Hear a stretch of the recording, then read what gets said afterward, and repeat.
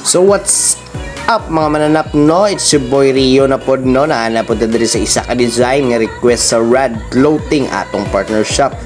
Diri sa Elite Clothing no. So ang ilahang concept kay Taylok. And yep, naka sila specific mga request no. Ang kaning Buddha sa likod. So dili na to walaon ang logo sa Rad kay sila nagpabuhat ani. And also kani diri na side nagatimpla na tanig color. Dili sila matching pero ato na matching-matchingon. So makita niyo niya sa final design no. Ato na butang sa pinakalubot sa tong video. So diri ato sa ning mga timpla-timplahon ngita tag mga assets na pwede nato ibutang. Dili nang asset nga manakupay ha. Ang asset nga pwede nato gamiton sa tong design kana sige man na. So ang tawag ana is half tone fire. So nangita ta na tapos aton i-blendingon, gitanggal na to tong faded to tapos giisla na tong bago na fade. Ay gusto na to ma-blend og tarong. So ari timpla ko na tong kulay. So kani iduhangan na to sa taas, buta na tong apelyido mo na sa isa nila ka request. Apelyido daw sa rider nila. So shout out di no sa Tulunan Thai Culture sa pag-request ani na design.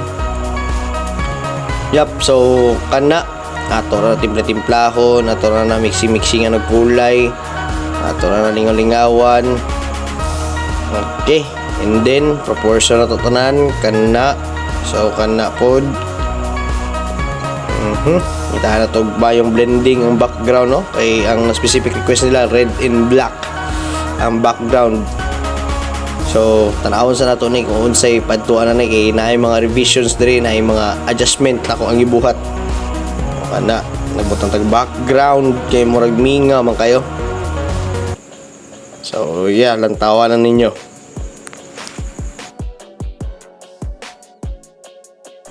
So diri ang part no, gusto na nako pakita sa inyo ha kung unsa na ako nagpa-curve kana nagamit kog kuan kanang warping tool sa text. I-control tira ninyo na sa option sa taas. Then diri nagbutang tag shape na customize shape. Tapos erisa na to na butang na tog masking no. Then diri nakita ninyo nagamit kog brush, nag-control shift N ako diha. Tapos naka-screen atong brush, gi-outro nako kay pangit ang screen, murag mo puti siya. Then nangita tag font na pwede ibutang diha sa front kay ang ilang request kay TTC ra daw sa unahan sa front pero murag di ko ganahan nga TTC ra.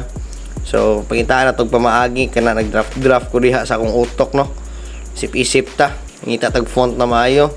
Hindi na remember na ko. Naday ko yung font nga nindot diri and gi-adjust na to siya kay murag simple kayo no. Tanawon ana TTC ra. Testing ana ko blending sa kulay. So murag okay siya. So mo nang magpadayon ta ana na kulaya. Nag-blending na pud tag mga shape diha, mga custom shape para pa kwan. Tapos kato kita ninyo nag-ambak ang video. Nalubat akong cellphone no, pasensya kayo. Wa ninyo nakita ang full process kung giunsa na ko ang front ug ang logo diha sa tubang. So dili ni siya included sa sa charge ang logo pero murag di makontento ba no. So kay syempre elite man ta, premium man ta. So balag walay bayad ang logo. Basta mapanindot na tong design, okay ra kaayo. So kani tan-awa na lang ninyo. Mag-zoom in ta gamay tapos kani mock up na ta. Kita ninyo na nag-loading. Una gusto po na ako na emphasize no kay ang atong mga mock up mangod diri sa Elite kay mga automated na. So muna pag i-save na nimo ang file, automatic na siya mo-populate. Kita ninyo na murag magic. So adjust na lang tani kung unsay gusto na to sa sleeves, sa liugan. So kana no magpatapos sa manggon no, kanang final design ipakita na ko sa inyo ha. Gi-zoom in na ako, review gamay kung unsay pa ma-improve diha. So murag okay naman kanina. So mao ning front, mao ning back, mao ning yung full design.